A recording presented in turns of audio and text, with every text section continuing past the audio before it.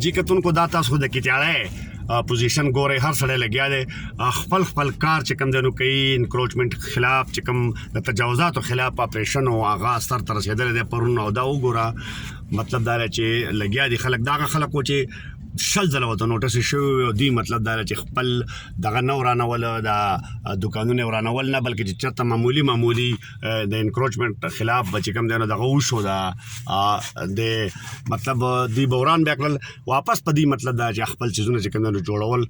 او نن تاسو ګورئ چې دغه خلک دی نښتی دی په خپل دغه پورې او لګیا دی جوړوي هغه څیزونه چې کوم دی نو وران شوي دي او لګیا دي جوړوي او په خپل باندې خپل ځګونه وران کړي او اخوا خپل دیوالونه وهي نو که دی په وخت وهلی وی نو دا حالات به دا صورتحال به نه جوړېدو دا تاسو ګورئ دا تاسو ګورئ دغه طرفونه والی شوي دي دغه طرفونه والی شوي دي دغه طرف دی دا کټیاړی بیخي داسې شوی دی لکه چې د 2008 زلزله چې کومه دی نو دا په کټیاړی باندې راغلي دا وګوره دا طرفونه همدغه شانته پراته دي دا باچا سید دغه تخت پکې هم راغلی دا به هم لرې کېږي او دغه هغه بنګله وه چې کومه په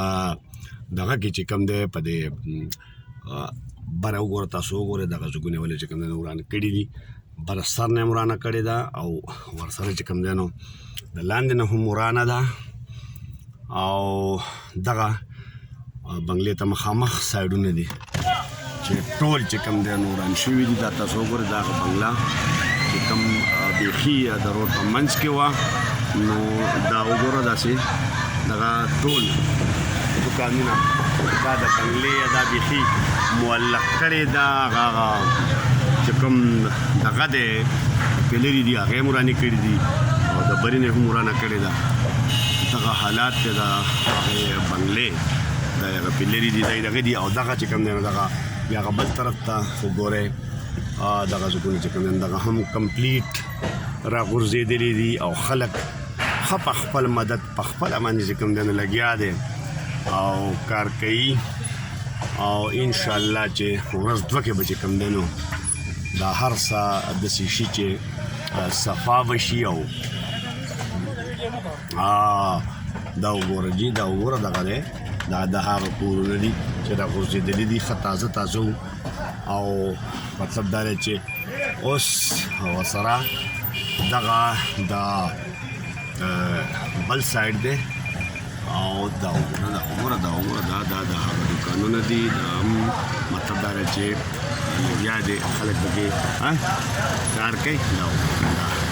دا کټیاړی ده دغه طرف یې وګوره هر سړی لګیا دی خپل چېرته کتلی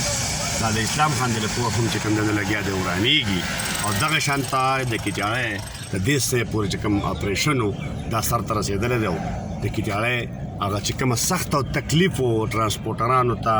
یا عامو خلکو ته په تګ راتګ کې دا به اوس که خیر ورو ختمېږي